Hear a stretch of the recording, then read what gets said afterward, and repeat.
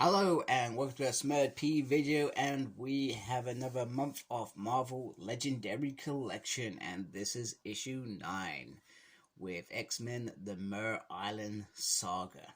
Now, this month's free gift is this tin foil art of the Infinity Gauntlet, which does absolutely look gorgeous. I do like that. Very, very cool, very unique, very different. But I think if it was a lot bigger, I think I'd be, and that's nice on the back as well. I think if it was a lot like a big poster or something, I think I'd be more impressed because I think, hey, do you know what? I could stick that on my wall and it'll look really cool. But you could stick this on the wall and it doesn't take up too much room. So there's pros and cons with it, so to speak. Personally, maybe if it was X-Men, I would consider it, but not the Infinity Gauntlet.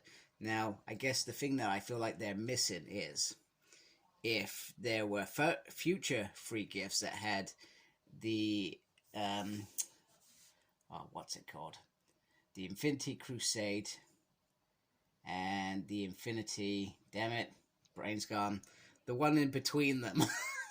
That issue. If it had those, if we knew those were coming, I feel like this would be a lot nicer. But it is awesome. I mean, look at that. You got Thanos, you got Death, you got Mephisto, you got all the main characters that were involved with it. Silver Surfer, Doctor Strange, and it was a brilliant book. If you haven't read it, read it. Apologies, I should have cleaned up after I had my coffee this morning, but I haven't, so I'm sharing that love with you. Everyone needs coffee in the morning unless you're not a coffee lover. Now, X-Men, the Muir Island Saga. So, for those that have watched me for a very long time or know me, know that this was probably one of the first books that I read. I loved this, and I loved the little bit before that, the in-space piece as well.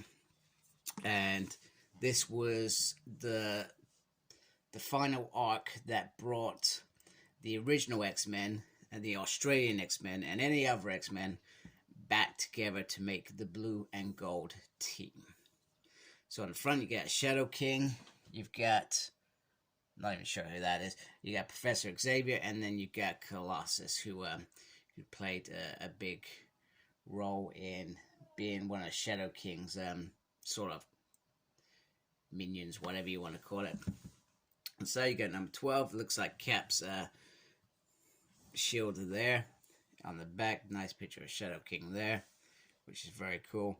A little synthesis there. And this collects X-Men 278 to 280, 69 to 70 of X Factor, which is perfect amount of issues for this saga. And actually, you can view this as one of those events that I keep saying that work with these books, because this is whole. You don't necessarily have to have read anything before or after. You could probably get away with just reading this, other than the build up, which is the Shadow King taking over Muir Island, taking out Rogue and some of the others, Death of Destiny, etc. Other than that, but you can generally get away with that. So that is 5 issues. So it's actually not many issues. Could they have put something else in here? Maybe a couple of material issues. You got Legion there, who also plays a big part as being one of his creatures. Oh man, I love this picture. Big fan. So you got Chris Claremont, Fabian Nicisa, and then you got sort of like the introduction by Ed and all their little legal stuff here from Hatchet, and then you've got a previously, so you get a bit about Shadow King, a bit about Jacob, Legion, Dr. Moira McTaggart, what was happening in the background with Banshee and Forge, etc. And then you got this nice cover, which is pretty cool. It's pretty cool. I don't recognize. Oh my goodness, I'm so sorry. I don't actually recognize this cover, so actually it's pretty interesting. Wow. Now, if some of you, like me, have brought the Jim Lee Omnibuses Volume 2, you already got this. You don't need this. But if you just want to read X-Men as a one-off, this is a pretty cool 5-parter. I really like it. You know what? I love the moment that Colossus smashed into Stevie and Professor Xavier's car, and he was just there. It was brilliant because Shadow King almost wins, and there is a price to pay when they do defeat the Shadow King as well. A big price for Professor Xavier. And they're all, so some of them have been taken over, some of them need saving, etc. So you get these sort of battles between the various X-Men to save each other as well. And there was also, I'm sure they did a moment between Rogue and Gambit back in their Mr. and Mrs. series, where they recounted a counter between them or something. Amongst this, I can't remember the ins and outs, but I just thought I'd mention it. It's sort of there on my brain. And to be honest with you, it's hard to remember every X moment exactly, or every characterism moment all the time. You know, sometimes we forget, etc. You got Legionnaire, you got Mystique, who wants revenge for Destiny's death as well. So you get a piece there. So, and it all sort of comes together. And, well, the X team win, as they always do, although Logan eating a cigarette is pretty cool. Yeah, you got Xavier in a bad way, so because he loses his legs, the use of his legs again, and then it just sort of comes together in terms of what am I gonna do with 11 X-Men.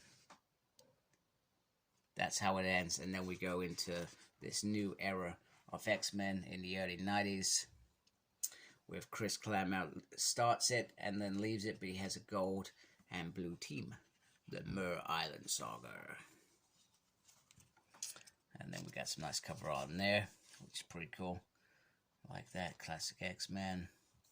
That's pretty cool. That's from Astonishing X-Men. I did like, thought it was a weird run, but it was alright. But this is, for me personally, this is an iconic book. This was I was talking about, some of these books here, etc. And the moments leading up, where they're in the Shi'ar space as well, where you've got the first appearance of Legion, and you got Shadow King coming up here as well. So all those moments are there at the back, so it sort of guides you if you want to go find out more about some of these characters, which I do like. And then you've got further reading. So you've got New X-Men, which is, it's just another X title really, but the fact that you're not going to get a whole run of New X-Men, it's just sort of like a taster. Messiah Complex would be a good one to get, and it's got part 1 on there, so that was like 13 something odd issues, so having a part 1, I feel like that's pretty cool, so that would be one to get.